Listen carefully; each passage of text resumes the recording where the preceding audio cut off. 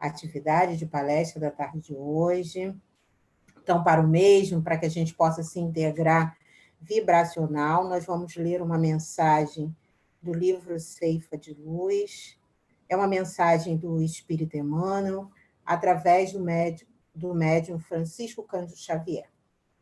A mensagem de hoje é a respeito do porvir. Ide por todo o mundo e pregai o evangelho a toda criatura. Essa é uma fala de Jesus, que está no Evangelho de Marcos, capítulo 16, versículo 15. Toda realização nobre demanda preparo criterioso. O homem na terra edifica-se com a instrução para frustrar os perigos da ignorância, seja entrando no conhecimento comum ou garantindo a competência profissional. Assegura o equilíbrio orgânico com agentes imunológicos, preservando-se contra certas doenças arrasadoras. Paga tributos compreensíveis e justos a instituições securitárias e assistenciais, a fim de que lhe não falhe o apoio de ordem material nas horas difíceis. Organiza tarefas vastíssimas na gleba vulgar para que não falte o auxílio da sementeira, tanto em benefício próprio quanto na sustentação da comunidade. Institui recursos no trânsito com sinalização especial, de modo a prevenir desastres e definir responsabilidades nas ocorrências infelizes da via pública. Despende fortunas enormes com o exclusivo propósito de salvaguardar o êxito em determinadas realizações científicas. Prossigamos assim, atentos na construção da doutrina espírita sobre os princípios de Jesus, porquanto, seja hoje, amanhã, depois de amanhã ou no grande futuro, todas as criaturas da Terra, uma por uma, se aproximarão da escola do amor e da verdade, a fim de encontrarem a felicidade real, não só no campo da inteligência, mas também e, acima de tudo, nos domínios do coração. Então, vamos orar, né?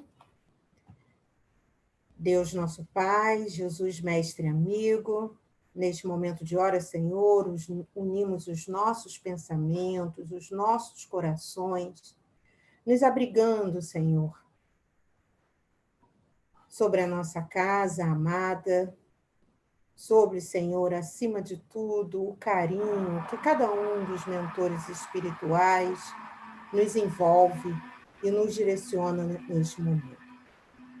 Agradecemos, Senhor, a grande oportunidade de estarmos juntos e pedimos, Senhor, que esses minutos, esses momentos, sejam momentos intensos, não só de reflexão, mas, acima de tudo, de afeto. Pedimos, Senhor, e agradecemos pela presença do nosso amigo Sérgio Rodrigues, e que ele possa ser, nessa tarde, esse instrumento saudável, mais uma vez nos trazendo, Senhor, sua mensagem de paz, sua mensagem de luz.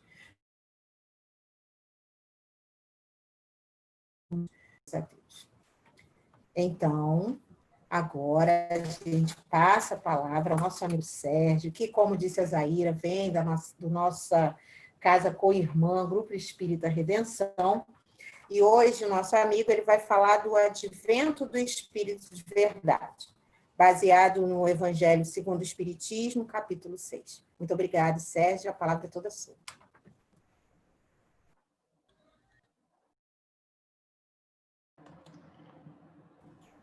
Obrigado. Bom, mais uma vez, então, muito boa tarde aos amigos e amigas da Sociedade Espírita Jorge. É uma satisfação enorme estar aqui reunido nesse ambiente virtual, enquanto aguardamos, até com uma certa ansiedade, a oportunidade de podermos retornar àquele convívio fraterno que construímos ao longo dos anos nas nossas casas.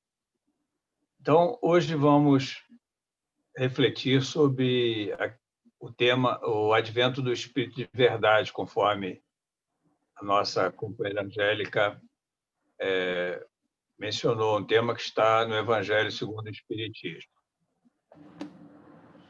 Enquanto esteve na Terra, Jesus operou inúmeras curas que foram consideradas milagres pelas religiões que se formaram após a sua passagem e que tomaram essas curas como base para a formação de suas doutrinas. Ele deu visão a cegos, curou paralíticos, devolveu a vida àqueles que pareciam mortos, limpou leprosos, expulsou demônios, como eram à época chamados os espíritos possessores, mas curou aqueles que se encontravam em condições de serem curados. Outros tantos, porém, Jesus sabia que não estavam ainda em condições de obterem a cura, desculpe. Precisavam ainda passar por esses sofrimentos, por esses momentos de dificuldades, como meio de provas e até como meio de resgatarem erros do passado, erros que geraram a condição em que se encontravam naquele momento. Mas então, e para esses, o que fazer? Deixá-los entregues à própria sorte, sem nada fazer por eles? Conta Mateus que, naquele dia, tendo acabado de dar instruções aos 12 apóstolos, Jesus partiu dali para ensinar e pregar o Evangelho nas cidades da região. Dirigindo-se aos que sofriam e não se encontravam ainda em condições de serem curados, disse: Vinde a mim, todos vós que estáis aflitos e sobrecarregados, e eu vos aliviarei. Então, o convite de Jesus, embora seja permanente e para todos, sem exceção, naquele momento foi dirigido especificamente aos que estavam sobrecarregados pelo sofrimento, aflitos pela dor, aqueles que passavam pela experiência das dificuldades, experiências expiatórias, porque esses estavam ansiosos por obterem um consolo. Eram os que mais necessitavam da sua palavra esclarecedora, da sua palavra consoladora. E para consolar esses aflitos, Jesus promete mais. No seu último discurso aos apóstolos, na última ceia, momentos antes de ser preso e levado à crucificação, ele disse: Se me amais, guardais os meus mandamentos. E eu rogarei ao Pai, e ele vos dará outro Consolador, para que fique eternamente convosco, o Espírito de verdade, a quem o mundo não pode receber, porque não o vê nem o conhece. Mas vós conhecereis, porque ele ficará convosco e estará em vós. Mas o Consolador, que é o Espírito Santo, a quem o Pai enviará em meu nome, vos ensinará todas as coisas e vos fará lembrar de tudo que vos tenho dito. É a narrativa de João. Então, Jesus promete um Consolador, por duas razões. A primeira dessas razões é para ensinar todas as coisas. O Consolador, que seria trazido pelo Espírito de verdade, viria completar o seu ensinamento, o ensinamento de todas as coisas, porque seu ensinamento, naquele momento, fora incompleto, pois ele não podia desenvolver determinadas questões por faltar àqueles homens evolução moral e intelectual, faltar conhecimento, faltar maturidade espiritual para entender questões abstratas, questões que transcendiam a matéria, como são as questões de natureza espiritual. E isso só poderia ser adquirido com o tempo. Eles ouviam, mas não conseguiam entender aquilo que Jesus tentasse transmitir. Era inútil, então, tudo dizer naquele momento. Por isso, Jesus se utilizava de parábolas, breves narrativas, com linguagem figurada, usando metáforas, utilizando situações do cotidiano e daí comparando a uma situação de natureza espiritual, extraindo, então, um ensinamento. Quer dizer, aqueles homens eram como crianças, quando as ideias ainda não se desenvolveram. E, como dizem os espíritos, não se ensina a crianças aquilo que ensinamos aos adultos, assim como não damos aos recém-nascidos alimento que não possam ser por eles digeridos. Então, o ensinamento deve ser proporcionado àquele que está apto a recebê-lo. Há pessoas a quem o ensino não esclarece, ou seja, cada coisa tem que vir na época própria. Então, era preciso que a humanidade avançasse, que a ciência trouxesse novos conhecimentos. A humanidade não se achava, então, evoluída o suficiente para entender todas as coisas. Por isso, Jesus prometeu esse Consolador, prometeu a vinda do Espírito de verdade para completar aquilo que ele estava transmitindo naquele momento, que era o possível. Não poderia, em alguns anos, aqueles homens adquirirem condições para entenderem aqueles ensinamentos.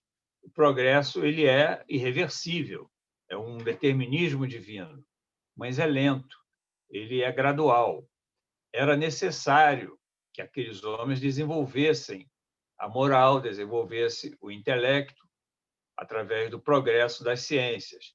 E isso somente com o tempo seria possível, após muitas gerações. Então, dizendo aos apóstolos que o Espírito de verdade traria o Consolador, que viria ensinar o que ele não podia fazer naquele momento, Jesus tornava clara a necessidade da reencarnação. Somente através da reencarnação poderiam aqueles homens adquirirem condições necessárias ao entendimento dos ensinamentos que completariam aquilo que ele ensinara naquele momento. Essa promessa não teria nenhum sentido, não teria consequência, se os homens futuros fossem novas criaturas, fossem espíritos recém-criados por ocasião do nascimento. Também não aproveitariam o ensinamento a menos que fossem criados melhores do que aqueles da época em que Jesus esteve aqui na Terra, o que seria contrário à justiça de Deus. Ele estaria criando seres em condições melhores, em condições diferentes. Então, era preciso que a humanidade avançasse, que a ciência trouxesse novos conhecimentos, cada coisa no seu devido tempo. E outra característica do Consolador, segundo Jesus, é que faria lembrar tudo que ele tinha dito. Jesus sabia que seus ensinamentos seriam esquecidos ou distorcidos pelas religiões que se formariam após a sua passagem, com dogmas, práticas estranhas, cultos, pompas, cerimônias, como fazia o paganismo, como faziam os judeus, e que foram por ele condenadas, mas que realmente acabou acontecendo. Seria necessário relembrar, então, tudo o que ele houvera dito. O Consolador, então, viria também para isto, mostrando a necessidade de se adotar a verdadeira prática cristã, como ele ensinara. E esse Consolador, então, ele já terá vindo. Algumas religiões sustentam que o Consolador veio na na ocorrência do dia de Pentecostes, imediatamente após a passagem de Jesus pela terra, que se encontra descrito no livro de Atos dos Apóstolos, no capítulo 2º. Pentecostes, para os judeus, era uma festa grandiosa. Era a festa da colheita, né? A colheita do trigo. Vinha gente de toda parte. Judeus ausentes voltavam a Jerusalém para participarem dessa festa. Era a festa chamada de 7 semanas, porque era celebrada 7 semanas após a Páscoa, no 50º dia, daí o nome de Pentecostes. Eram oferecidas no templo as primeiras colheitas, em homenagem a Deus, né? Conta o livro de Atos que, durante a festa de Pentecostes daquele ano, quando a comunidade cristã se encontrava reunida, o Espírito Santo desceu sobre aquela comunidade, na forma de línguas de fogo, e todos ficaram cheios do Espírito Santo e começaram a falar em outras línguas. Como dissemos, havia gente de todas as partes, judeus, árabes e outros povos da região, povos que, naturalmente, falavam línguas diferentes.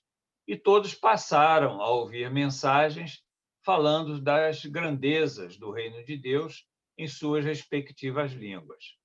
Eram galileus que estavam falando em diversos idiomas, em diversas línguas diferentes que eles não conheciam. Todos ficaram admirados e perplexos, sem entender o que acontecia. E muitos, então, até se converteram ao cristianismo diante desse fato. Seria, então, o Consolador, seria, então, o Espírito Santo que Jesus prometera, que estaria ali naquele momento operando aqueles fenômenos. Kardec mostra que esse entendimento, essa interpretação, é equivocada, mesmo se admitindo ter o Espírito Santo inspirado os apóstolos naquele dia, desenvolvendo neles aptidões mediúnicas que lhe propiciaram falar em idiomas desconhecidos. Por que Kardec tem esse entendimento? Porque nenhum novo ensinamento foi ministrado, até porque havia ocorrido apenas alguns meses após a passagem de Jesus, alguns meses após a promessa do envio do Consolador. Não poderiam aqueles homens, em tão curto espaço de tempo, terem adquirido condições para receberem novos ensinamentos. Então, não há como se aceitar os acontecimentos daquele dia, embora grandiosos, como sendo o cumprimento da promessa de Jesus, da vinda do Consolador, explica Kardec. Então, esse Consolador não terá vindo ainda? Ao prometer o Consolador, Jesus diz que o Consolador seria o Espírito Santo e que iria ficar eternamente entre nós. Afirmando isso, que ele ficaria eternamente conosco, que seria trazido pelo Espírito de verdade, Jesus deixa claro que não seria ele em pessoa que estaria na carne, né, entre nós, para trazer esse Consolador. Por quê? Porque ele não poderia ficar eternamente conosco. Jesus só poderia estar se referindo a um ensinamento, a um corpo de doutrina, uma vez que esse corpo doutrinário, uma vez entendido, poderia este sim ficar eternamente conosco. Então, esse Consolador prometido é uma doutrina consoladora, uma doutrina que seria trazida pelo Espírito de verdade. E Kardec demonstra que o Espiritismo preenche todas essas características, todas as características do Consolador que Jesus anunciou naquele seu último discurso aos apóstolos. Jesus prometeu que o Consolador ensinaria todas as coisas. pois ele não dissera tudo. E o Espiritismo vem cumprir essa promessa, completando o ensinamento de Jesus relativamente às questões espirituais, sem figuras, sem alegorias, levantando o véu que encobria certos mistérios e presidindo o seu advento o Espírito de verdade, que Jesus também anunciou que estaria à frente desse trabalho. Com a vinda desse Consolador, a vida futura deixa de ser uma ideia vaga, pois revela um mundo invisível que nos rodeia e que povoa o espaço, que era uma ideia ainda vaga, era mais uma concepção, uma questão de crença. E o Espiritismo mostra isso como uma realidade, como um fato, através do depoimento, do testemunho dos próprios seres que se encontram vivendo nesse mundo. Os homens que viveram na Terra e que agora se encontram no mundo espiritual. Trazem o testemunho de que continuam vivendo sob uma outra forma e num outro tipo de mundo, no mundo de uma outra dimensão. Pelo Espiritismo, o homem, então, sabe de onde vem, sabe para onde vai após a morte do corpo e o que está fazendo aqui na Terra, que é a busca e encontra a busca pelo seu aprimoramento espiritual. Sabe que o espírito progride incessantemente através de sucessivas existências aqui na Terra, até alcançar a perfeição, que é um determinismo divino. Sabe que todos têm a mesma origem, o mesmo ponto de partida, são criados iguais, com idênticas oportunidades e aptidões para adquirirem o progresso, dotados de livre-arbítrio, enfim. O Espiritismo veio mostrar a realidade da nossa existência, coisa que, como eu disse até então, era apenas uma questão de crença, era apenas um ensinamento religioso. O Espiritismo tirou essa realidade do campo das religiões e trouxe para o campo da ciência, mostrando, através do testemunho, através da prova experimental, método experimental, que foi o método que Kardec se utilizou para elaborar corpo doutrinário, mostrando essa realidade com o testemunho, como eu disse, dos próprios seres que estão vivendo nesse mundo. Outra razão para a vinda do Consolador, como nós dissemos, seria recordar os ensinos de Jesus. E o Espiritismo traz de volta esses ensinos, traz de volta as verdadeiras práticas cristãs, demonstrando a fé, não a fé cega, mas a fé sem a prática de culto, sem hierarquia sacerdotal ou pastoral, como Jesus sempre ensinou, mostrando um Deus imparcial, um Deus que não privilegia nenhuma de suas criaturas, nem nenhum povo, que não privilegia raças nem povos, que é o Pai Nosso que está no céu, que trata a todos com igualdade, um Deus soberanamente justo e bom, e não mais aquele Deus da época em que Jesus esteve aqui na Terra, aquele Deus mosaico, o Deus vingativo, um Deus que privilegiava aquele povo, pelo menos é o que eles acreditavam, né? Um Deus que ensinou o perdão e não o olho por olho, dente por dente. E vem finalmente cumprir uma das principais preocupações e promessas de Jesus, que é trazer consolação aos que sofrem. E consola mostrando a causa justa e o fim útil do sofrimento, mostrando que o sofrimento não é uma punição pura e simplesmente, não é uma ação vingativa da divindade. Por isso, Jesus disse que são bem-aventurados aqueles que sofrem, porque serão consolados. O sofrimento é o início da reabilitação do espírito. Como alguém pode se sentir bem-aventurado quando sofre, se não encontrar nenhuma perspectiva de algo melhor mais adiante? O Espiritismo mostra que a causa dos sofrimentos está nos nossos desvios em relação às leis de Deus, nesta ou em existências pretéritas. E esses desvios, através da lei de causa e efeito, que é uma lei divina que funciona automaticamente, que independe da ação humana, nós sofremos as consequências por esses atos. Então, esses sofrimentos são consequências dessas nossas ações. Mas o que é muito importante, e é o que realmente consola, mostra que são circunstâncias temporárias, que um dia serão vencidas pelo espírito. O sofrimento ele não é definitivo. Mesmo quando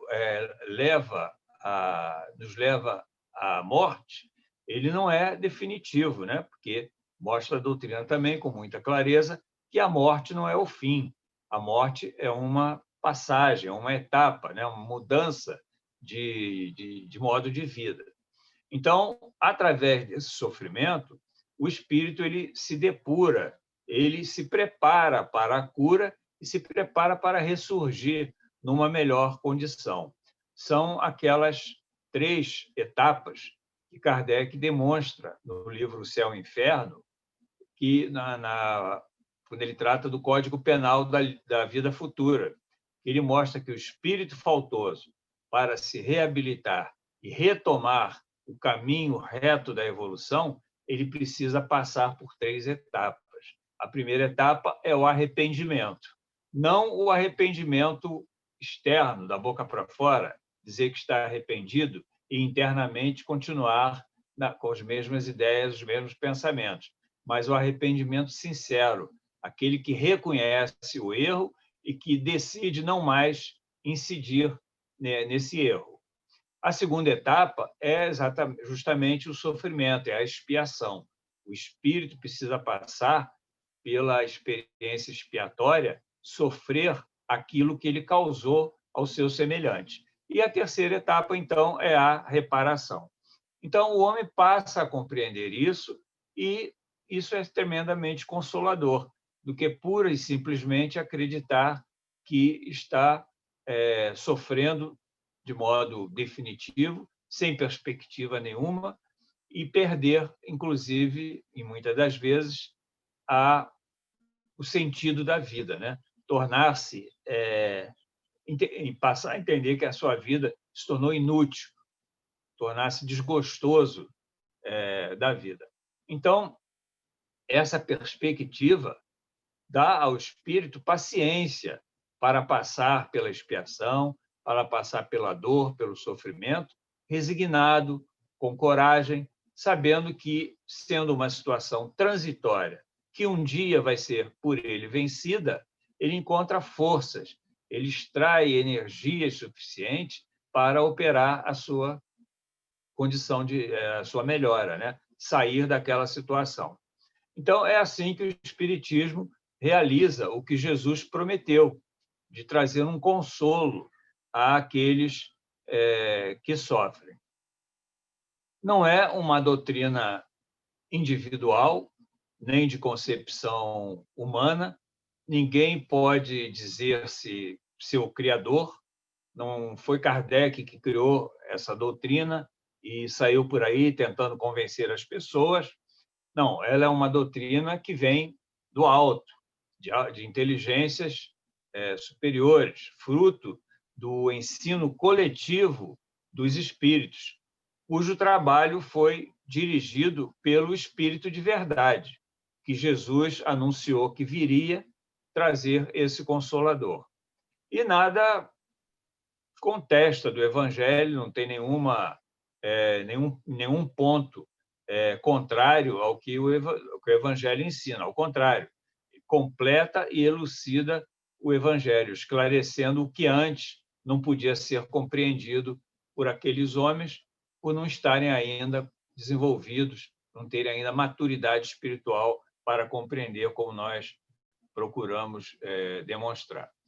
Então, o Espiritismo, esse Consolador, é a volta de Jesus, é o advento, é o segundo advento de Jesus aqui na Terra.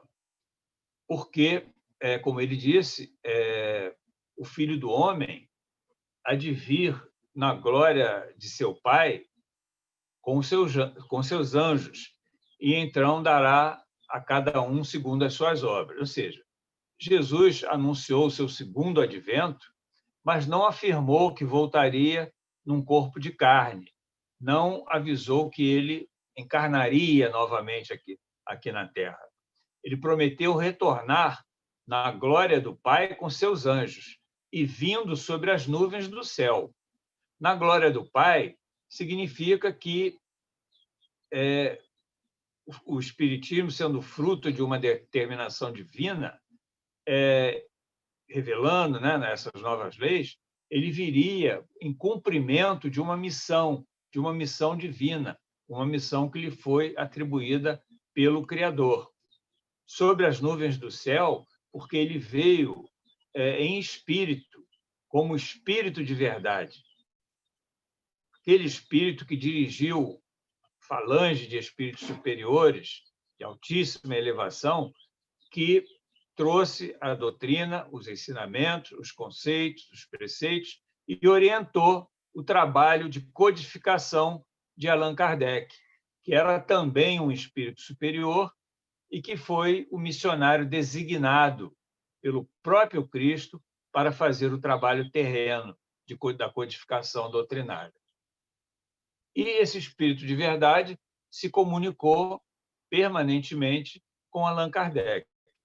Por isso, no Evangelho segundo o Espiritismo, Kardec explica que o Espiritismo é obra do Cristo, que preside, conforme ele anunciou, o processo de regeneração que se opera e que prepara o reino de Deus na Terra, ou seja, prepara um planeta melhor, um planeta de regeneração para o qual nós estamos em trânsito, né?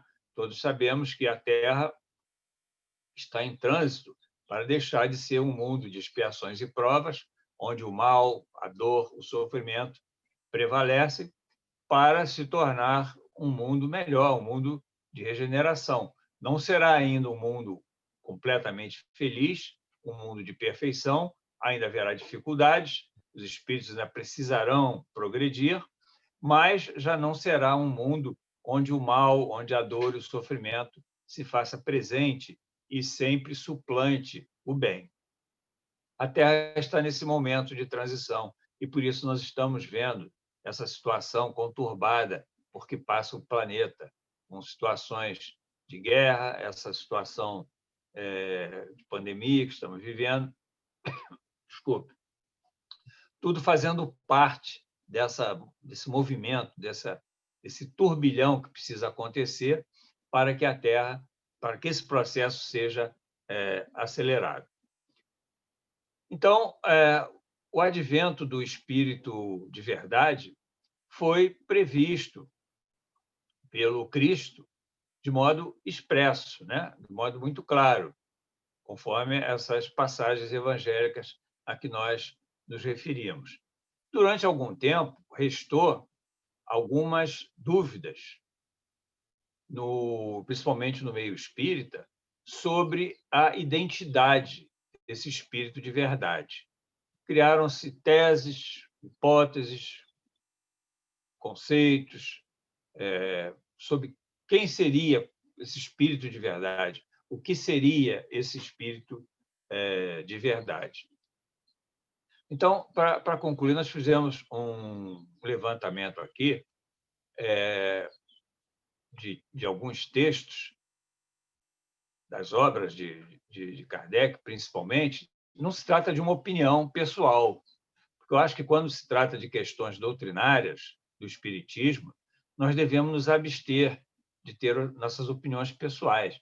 Nós temos sempre que buscar, primeiro, o que a doutrina diz, né? O que a doutrina tenta nos passar. Segundo, o que Kardec pensa, qual é o pensamento de Kardec. porque isso é que tem que estar acima de tudo. A nossa opinião pessoal, nós temos o direito de ter opinião. Todo mundo tem direito de ter opinião sobre qualquer coisa, mas isso não é o importante. Nós temos que deixar de lado o nosso ponto de vista pessoal e buscarmos o pensamento de Kardec, o que os espíritos pensam a respeito do assunto, do tema, e procurarmos entender. Porque muitas das vezes nós não compreendemos determinado ponto, determinados ensinamentos do ensino, ou dos espíritos ou de Kardec, e aí nos posicionamos contrariamente. Achar, eu não concordo com a doutrina nesse ponto. Então, a gente tem que ter a humildade, né? E até mais do que a humildade, a sabedoria de compreender que nós é que devemos não estar entendendo, né? E que devemos insistir em buscar compreender o que realmente a doutrina e Kardec buscam ensinar, e não pura e simplesmente contestar o que se está dizendo. Então, como eu disse, nós trouxemos aqui alguns textos, né, das obras, principalmente de Kardec, demonstrando a identidade do espírito de verdade, e que hoje, apesar de alguns autores, alguns articulistas, até alguns palestrantes ainda levantarem dúvida com relação a essa questão, nós, modestamente, entendemos que não se justifica mais nenhuma dúvida diante dos textos, né, que nós vamos procurar refletir aqui. Zaira, nós temos ainda uns 10 minutos, não temos? Mais 5 minutos, tá bom? Pode mais 10 dá. Tá bom. Bom, o primeiro texto que é muito claro é um texto da Revista Espírita, de julho de 1866, em que Kardec afirma: a qualificação de espírito de verdade não pertence senão a um, e pode ser considerada nome próprio. Ela é especificada no Evangelho. De resto, esse espírito se comunica raramente e somente em circunstâncias especiais. Deve-se manter em guarda contra aqueles que se apoderam indevidamente desse título. Kardec, quando destaca aqui que a qualificação espírito de verdade não pertence senão a um, é porque já naquela época se levantava uma tese, uma hipótese de que o espírito de verdade seria uma coletividade de espíritos que formularam a doutrina, que trouxeram a doutrina, que seria, então, uma coletividade, uma falange de espíritos. Então, Kardec aqui deixa claro que não se trata de uma coletividade, é uma pessoa, uma individualidade, e que não pode ser até considerada como nome próprio.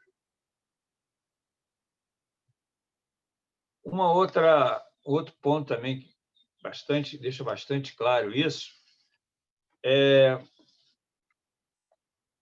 no Livro dos Espíritos, né? Nos prolegômenos, aquela parte inicial, quando os espíritos assinam, né, a colaboração, né, da obra, a autoria da obra. E entre vários espíritos, Sócrates, Platão, Erasto, aparece lá o espírito de verdade. Então, se o espírito de verdade assina juntamente com outras individualidades, é claro que também é uma individualidade. Não faria sentido uma coletividade de espíritos assinando com outras individualidades. Bastaria uma coletividade, apenas espírito de verdade, e estaria englobando todos os espíritos que trabalharam na codificação. No Livro dos Médiuns, no item 48, que trata dos sistemas de negação da doutrina, Kardec trata Jesus por espírito de verdade, santo entre todos. Quer dizer, não deixa também dúvida, né? Ele diz que não se pode duvidar de que o espírito de verdade venha nos enganar. Em outro ponto, ele fala de Jesus.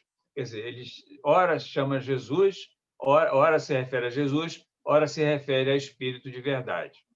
Também no mesmo Livro dos Médiuns, no final, no capítulo 31, quando traz aquelas dissertações, Kardec, a mesma dissertação, mesma mensagem, é assinada por Jesus. E No livro, no Evangelho segundo o Espiritismo, essa mesma mensagem é também transcrita e é assinada como Espírito de Verdade.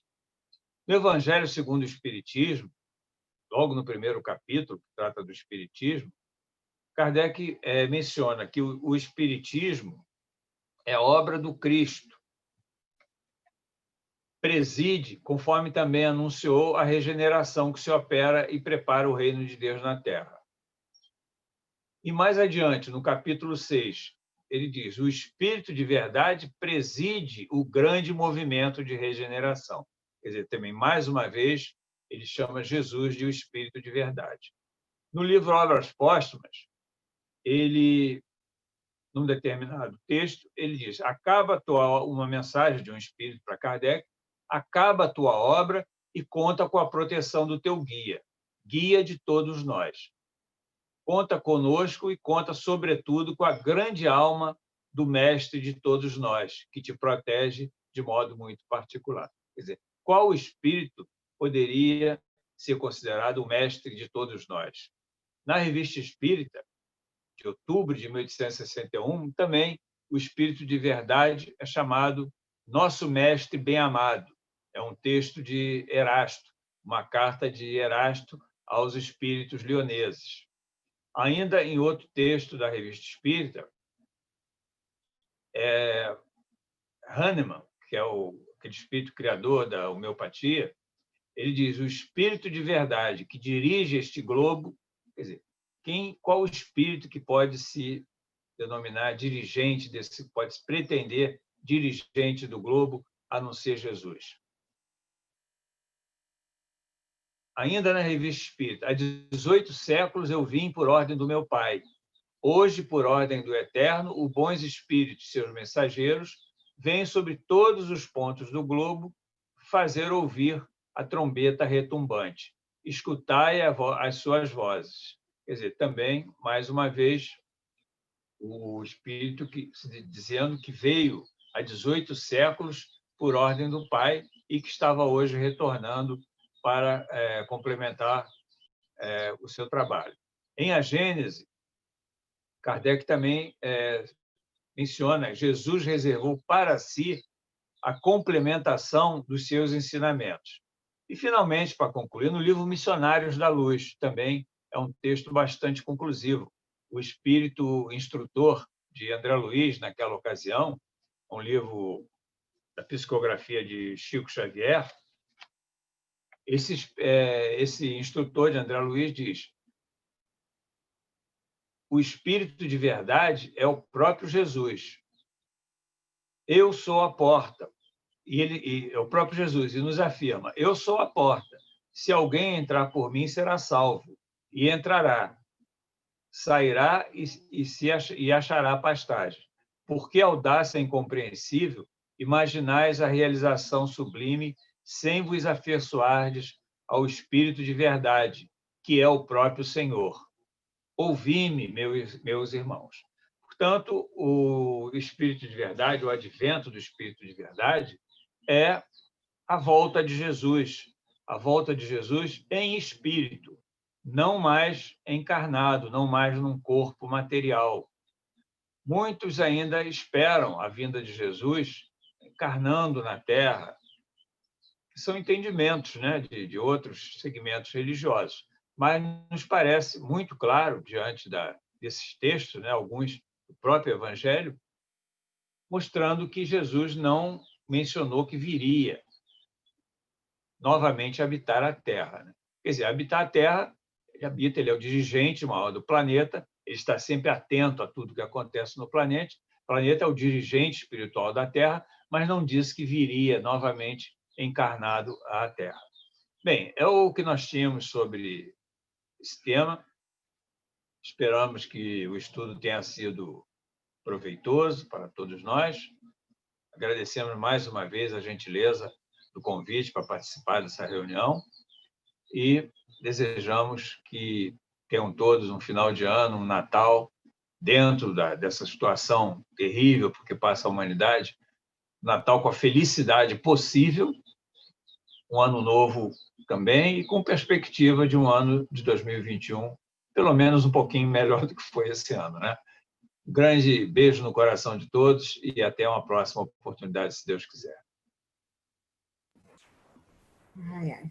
Muito obrigada, Sérgio. Muito obrigada mesmo pelo seu estudo. Anotei tudo aqui para fazer minhas pesquisas também. Muito, muito, muito obrigada mesmo.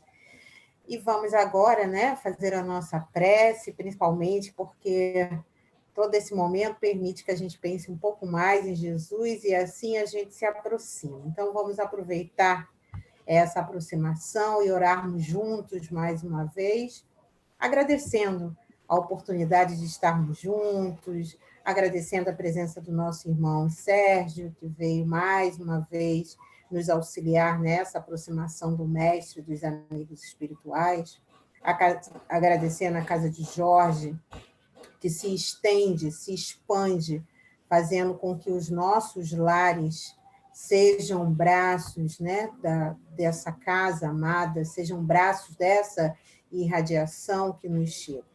Muito obrigada, Jesus, muito obrigada a Deus, e que possamos, né, ter o nosso dia de muita tranquilidade, muita paz, muita coragem. Esses momentos nos pedem coragem, nos pedem calma, nos pedem fé, sabendo que o irmão Jesus está no leme, e por isso, cada um de nós cumprirá a nossa parte.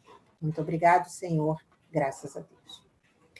Eu peço a vocês que não saiam, porque antes disso,